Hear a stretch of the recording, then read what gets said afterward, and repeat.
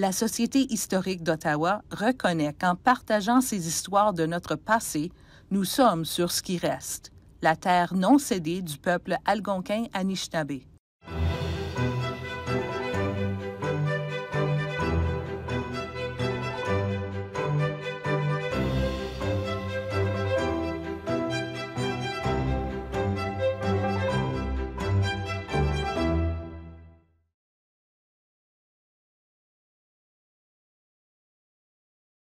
Bonjour, mon nom est Dominique Lajoie. Je suis une historienne avec un intérêt particulier pour l'histoire de la ville d'Ottawa, mais surtout l'histoire du Château Laurier. Et aujourd'hui, je vais vous parler du Château Laurier, de son histoire vraiment fascinante, parce que le Château Laurier est vraiment un joyau au cœur de la ville d'Ottawa. Tout ça commence avec les compagnies de chemin de fer. Jusque dans les années 30, le tourisme se faisait par chemin de fer. Les voitures, les avions, c'était encore très rudimentaire. Donc, les gens voyageaient avec le chemin de fer. Et les compagnies comme le Canadien Pacifique, qui avait eu le premier contrat pour construire la ligne de chemin de fer à travers le pays, avaient vite compris ce potentiel pour rendre leur ligne de chemin de fer rentable. C'était beau transporter de la marchandise, mais transporter des passagers, c'était plus rentable. Et là, ils ont tout de suite eu l'idée brillante de construire des châteaux, des hôtels de luxe tout le long du chemin de fer. D'autres compagnies de chemin de fer ont aussi commencé à faire compétition avec le Canadien Pacifique, le Canadien National et éventuellement la compagnie du Grand Tronc.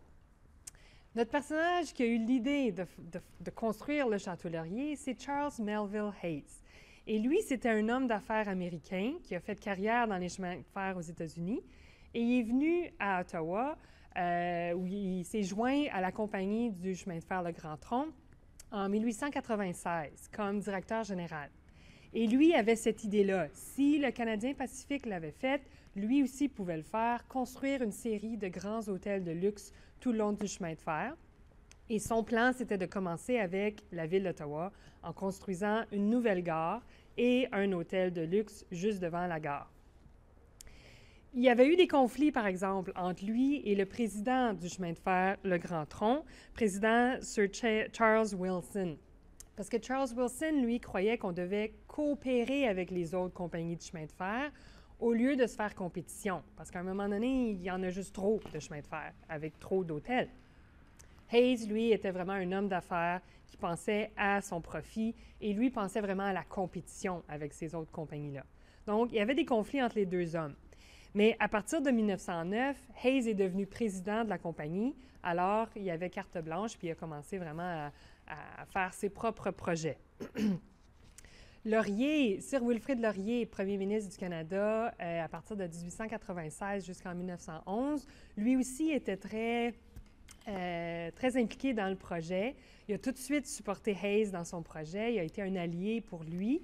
Il l'a aidé à, justement, acheter le territoire qu'il avait besoin pour construire sa gare. De toute façon, Ottawa était encore une petite ville qui commençait son développement. Laurier aussi avait des visions de grandeur. Il disait que le 20e siècle allait appartenir au Canada et la ville d'Ottawa allait être centrale dans ce développement-là. Donc, lui, il voulait vraiment développer la ville. Et le territoire, le terrain qui intéressait Hayes, il y avait déjà une gare qui était là. C'était du terrain qui J.R. Booth appartenait. J.R. Booth était un grand propriétaire de compagnie pour la foresterie. Et il appartenait beaucoup de territoire à Ottawa. Et donc, il y avait une ancienne gare là qui lui appartenait. Sa compagnie ferroviaire, c'était le Canadian Atlantic Railway. Et la gare avait besoin de rénovation. Donc, Hayes a voulu acheter le terrain. Laurier a facilité la transaction et Hayes est devenu propriétaire en 1906. Mais là, c'était la grosse question, où est-ce qu'on va construire le château? Parce qu'on avait la gare, on avait déjà des lignes de chemin de fer et on a un peu forcé la main à Hayes de collaborer avec les autres compagnies de chemin de fer pour qu'il y ait plus qu'une compagnie qui puisse venir au centre-ville. Donc ça, c'était réglé. Mais là, où est-ce qu'on va mettre le château? Les premiers plans, là, vous allez voir à l'écran des photos, le premier plan ou le premier choix, c'était de placer le château du même côté de la rue que la gare, près du canal, en forme de U. et le U allait faire face au canal. Ça, c'était le choix numéro 1. Mais on a réalisé que ce choix-là nous ferait perdre le lien avec le pont Alexandra qui nous emmenait de l'autre côté de la rivière. Et donc, c'est là que Hayes s'est tourné vers le parc Major, qui était juste de l'autre côté de la rue. Et il s'est dit, bien là, ça serait parfait, on pourrait le construire là. Laurier n'était pas convaincu de cet emplacement-là. Laurier, lui, préférait la pointe Népine, la pointe nord du parc Major. Alors là, les deux hommes étaient indécis, qu'est-ce qu'on allait faire. Mais finalement, Hayes a convaincu Laurier que le sud du parc était plus avantageux parce qu'il allait être plus près de la gare, puis il allait pouvoir connecter la gare avec un tunnel. Alors finalement, on a choisi cet endroit-là. Et on a choisi un architecte quand même assez célèbre à cette époque-là. Son nom, Bradford Lee Gilbert, un architecte de New York qui avait déjà construit plusieurs gares aux États-Unis et qui avait construit à New York le premier édifice avec une structure en acier. Donc, on lui a demandé à lui de dessiner les plans du château. Donc, en 1907, il va commencer à dessiner les plans. Et puis, c'était en style néo-gothique pour ressembler aux édifices du Parlement. Quelques jours avant que Bradford Gilbert présente ses plans au conseil de ville, Hayes lui a demandé de couper 1 million de dollars du budget. On lui avait donné un budget de 2,5 millions de dollars.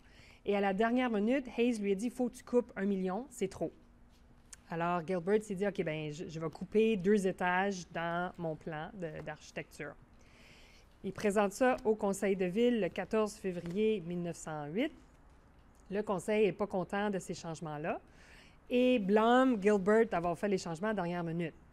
Mais Gilbert n'a jamais voulu prendre le blâme. Et rapidement, on l'a congédié et on l'a remplacé par une autre firme d'architectes. Ces architectes-là venaient de Montréal, Ross et McFarlane. Et on a su par après que Hayes avait déjà un plan en tête de se débarrasser de Gilbert et d'avoir des nouveaux architectes. Mais bref, ces architectes-là vont présenter un nouveau plan au mois de mai 1908.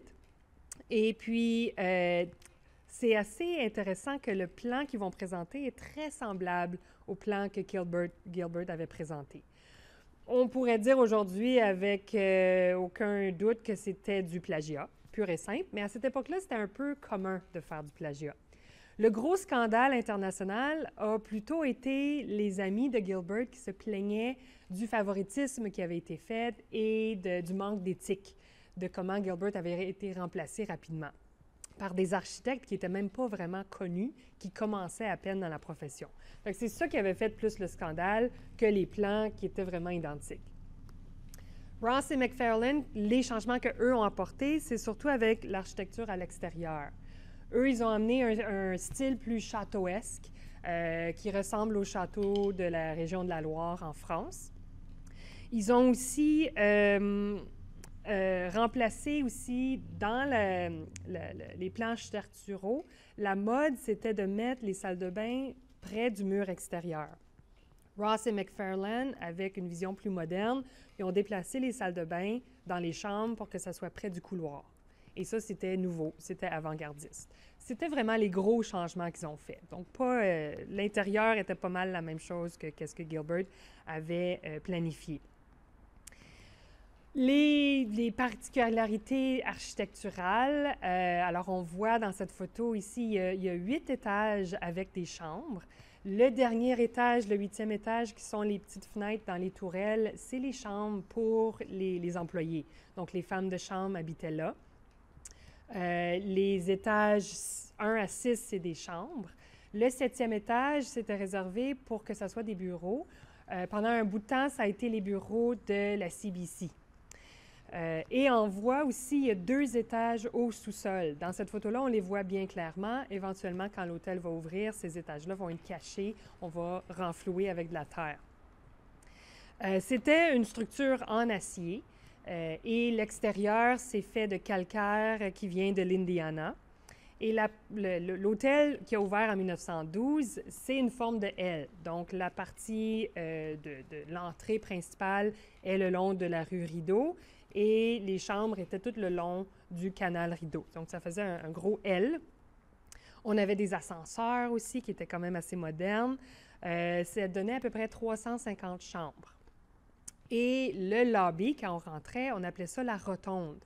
même si c'était vraiment une salle très carrée, presque un cube dans les mesures. Et on voit qu'à l'intérieur, dans la photo, vous voyez, il y a un foyer à l'intérieur. En plein centre, on avait le buste de Laurier et les vitraux au-dessus des fenêtres, dans les portes d'entrée, c'était des vitraux du studio Tiffany's à New York.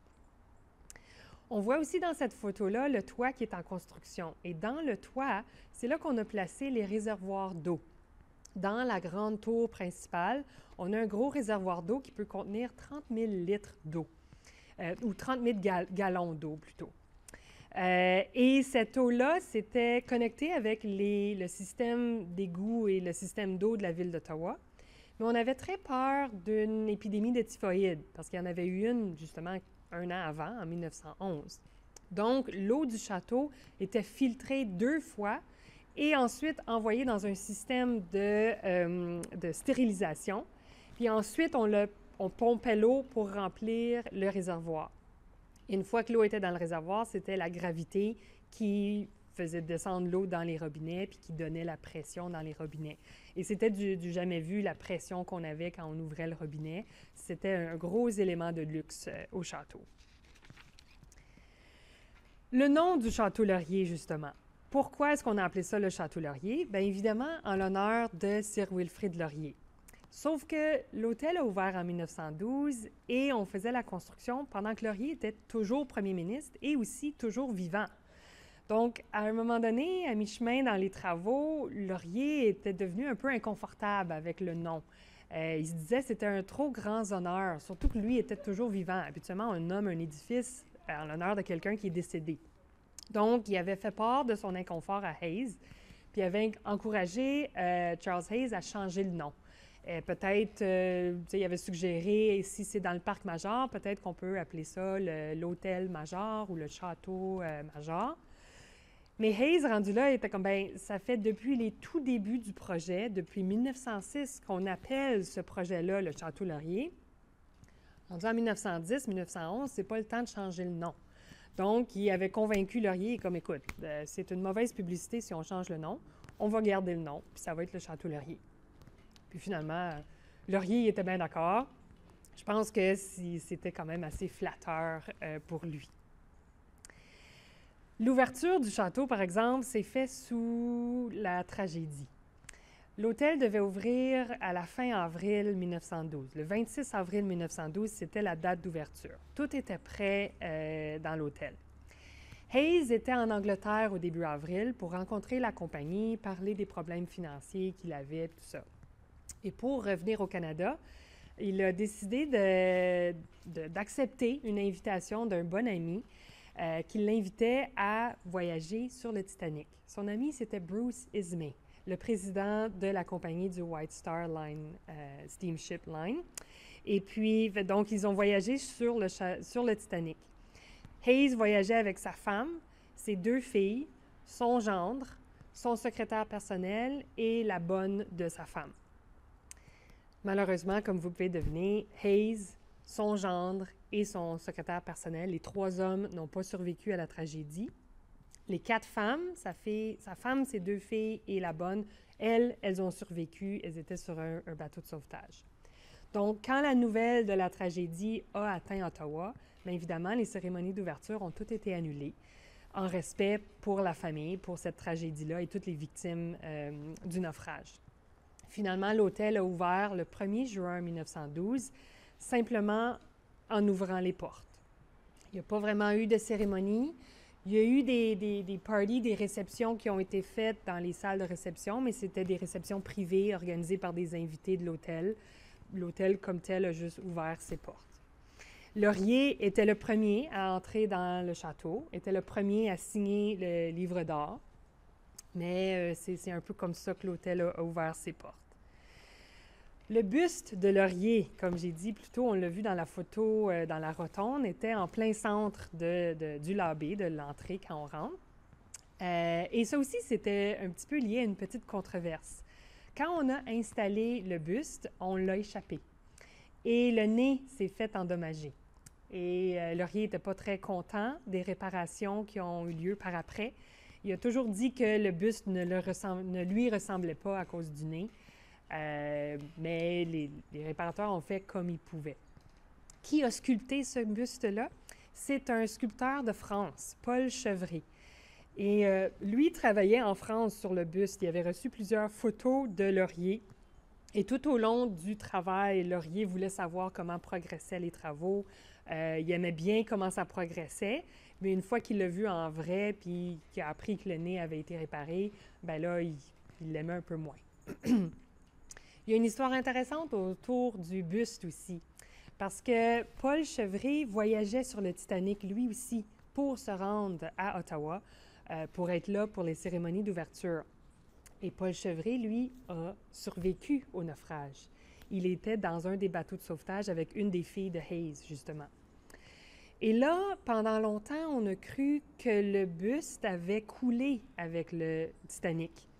Mais ça, c'était vraiment une rumeur, c'était pas vrai. Puis on croit que c'est peut-être venu d'une mauvaise traduction. Quand Paul Chevret a répondu à des journalistes à New York, peut-être avec son accent français, peut-être avec une mauvaise traduction, l'histoire a paru dans les journaux comme si le buste avait coulé. Mais c'est faux. Le buste était déjà à l'hôtel, déjà dans le lobby, tout était prêt pour l'ouverture. Il y a aussi la rumeur par rapport aux meubles du Château Laurier, qu'il y avait peut-être des meubles qui étaient sur le Titanic. Ça aussi, c'est une rumeur, parce que tout était déjà prêt pour l'ouverture. L'hôtel était fin prêt, tous les meubles étaient là. Et Hayes n'aurait jamais supervisé l'achat de meubles et le transport de meubles. Lui était le président de la compagnie. Ce n'était pas lui qui faisait ça. Et dans les registres du Titanic, il n'y a absolument aucune preuve que des meubles étaient destinés au château. Donc ça, c'est une rumeur qui a commencé, on ne sait pas trop où, peut-être liée au buste de cette mauvaise communication-là, peut-être liée à des guides touristiques qui, à un moment donné, voulaient avoir une histoire sensationnelle. Mais je vous brise le mythe aujourd'hui, il n'y avait aucun meuble du Château Laurier sur le Titanic. Donc, l'hôtel ouvre en 1912, mais ce n'est pas rentable dès le début. L'hôtel va continuer à accumuler des déficits à chaque année, jusqu'en 1921. La compagnie, le Canadian National Railway, va acheter l'hôtel en 1921 et va un peu redresser les finances. Puis à partir de 1926, l'hôtel va commencer à être rentable, tellement que là, l'hôtel était presque toujours complet. Il était tellement toujours complet que parfois les invités arrivaient en train. Il n'y avait plus de place à l'hôtel, alors on les encourageait à coucher dans des wagons-lits à la gare. Et donc, c'est là qu'en 1926, on a commencé à penser peut-être que c'est le temps de construire un ajout à l'hôtel. On a discuté pendant un an de temps et finalement, la ville a acquiescé. On a commencé la construction en 1927 et cette nouvelle aile-là va ouvrir en 1929. C'est un autre architecte de Montréal qu'on a engagé pour cette construction-là, John S. Archibald. Il a gardé le même style châteauesque des châteaux de la Loire et il a rajouté l'aile pour créer un U. Au lieu d'avoir juste le L, c'était maintenant la forme d'un U. Gardez le même style. Le couloir était plus large que l'aile originale. Et donc, les toits, au lieu de connecter en pointe, comme c'est le cas dans l'aile originale, les toits pointaient comme dans le même style, mais c'était des toits mansardés. Donc, au-dessus, il y a une genre de plateforme. Dans la photo ici qu'on voit à l'écran, on voit vraiment le toit ici mansardé. Cette addition-là ajoutait 240 chambres. On ajoutait une plus grosse salle de bal, des salles de réception, des restaurants. On ajoutait aussi une piscine et un spa. La piscine et le spa vont ouvrir un an plus tard, en 1930. Mais c'était la première fois que dans un hôtel canadien, on avait une piscine à l'intérieur. On appelait ça un natatorium. Et en plus de la piscine, on avait un spa avec toutes sortes de soins corporels, des traitements, que peut-être aujourd'hui on trouverait un peu étranges, mais qu'à cette époque-là, c'était les nouveautés, c'était à la fine pointe de la technologie. Par exemple, on avait un traitement à la lumière infrarouge où on s'assoyait sous des lampes d'infrarouge, puis ça traitait les problèmes lymphatiques. La piscine était en style art déco, qui était très populaire dans les années 20. Construite en marbre, il y avait aussi des chaises qu'on pouvait s'asseoir sous des lampes chauffantes. Alors, on pouvait vraiment se croire là, dans le sud. Il y avait des palmiers, tout ça. Très belle piscine. Et encore aujourd'hui, la piscine est presque intacte comme de cette époque-là. L'hôtel a aussi eu des clients très célèbres. Certains de ces clients-là ont habité à l'hôtel de façon permanente pendant plusieurs années. Un de ces clients-là, c'est R.B. Bennett, qui a été premier ministre du Canada de 1930 à 1935. Et c'était un premier ministre durant la Grande Dépression. Et puis, il a décidé, on va rénover. Lui, il avait besoin d'une résidence permanente à Ottawa. Et on a décidé de rénover tout le premier étage, une grosse section du premier étage pour que ça devienne son appartement. Et lui a été d'accord à payer à peu près 6 % du coût des rénovations pour habiter là. Mais finalement, c'est revenu à peu près 400 $ par mois en pleine crise économique. Ça a créé un petit scandale. Mais Bennett était reconnu comme étant un premier ministre qui faisait un peu à sa tête. Un autre invité très connu, c'est le photographe Yusuf Karsh. Il a habité à l'hôtel et il avait aussi son studio de photographie à l'hôtel. Yusuf Karsh est originaire d'Arménie. Il s'est sauvé de l'Arménie en Syrie, puis éventuellement de la Syrie au Canada. Et il a commencé sa carrière de photographe en 1933. Son studio au Château-Laurier était à partir de 1973 jusqu'en 1992. Et lui et sa femme ont habité à l'hôtel de 1982 à 1997. Dans l'ajout de 1929, on avait ajouté des suites luxueuses qui étaient comme des mini-appartements. Et Yusuf Karsh et sa femme ont habité au 3e étage dans une de ces suites-là. Quand il a quitté le château, il a fait don de plusieurs de ses portraits, dont un des portraits qui a fait les manchettes récemment, c'est le portrait de Winston Churchill. Le portrait de Winston Churchill, Yusuf a toujours dit que c'était le portrait qui a commencé vraiment sa carrière internationale. Il a pris la photo juste après un discours que Churchill était venu faire à la Chambre des communes au mois de décembre 1941. Lui attendait dans l'aile derrière. Quand Churchill est sorti, il lui a dit « Je suis ici pour prendre votre photo ». Churchill n'était pas très content de cet arrangement-là. On ne lui avait pas dit. Il était déjà marabout. Et juste avant de prendre sa photo, Yusuf Karsh lui a dit « Est-ce qu'on peut enlever votre cigare de votre bouche ?» Churchill n'était pas content. À la dernière minute, c'est Yusuf lui-même qui l'a retiré de sa bouche. Il a pris la photo et là, c'est pour ça qu'on a l'expression typique de Churchill. Mais ce portrait-là a été volé récemment de l'hôtel. Le vol a été découvert au mois d'août 2022, donc il y a 2 ans de ça. On l'a découvert parce que le cadre était croche. Et en redressant le cadre, les employés de l'hôtel ont réalisé « Hey, c'est pas le cadre original ». On l'a décroché, on a vérifié, c'était pas l'original. Il avait été volé. Mais là, quand est-ce que le vol s'était fait, on ne le savait pas. On a lancé un appel au public. Qui avait pris des photos du cadre avant, après? Le public a répondu, a envoyé beaucoup de photos et on a réussi à réaliser que le vol avait été fait entre Noël et Jour de l'An 2021. Et donc, ça a aidé la police. L'enquête a commencé internationalement. On avait des doutes qu'on allait retrouver le portrait parce que ça faisait tellement de mois qu'il était vendu quelque part dans le monde. Mais récemment, le 11 septembre 2024, on a retrouvé l'œuvre d'art. Le portrait avait été acheté par un Italien qui n'avait aucune idée qu'il achetait le portrait volé.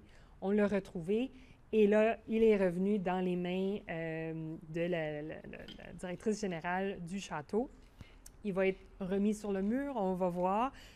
On ira tous visiter le château pour voir le portrait de Hayes.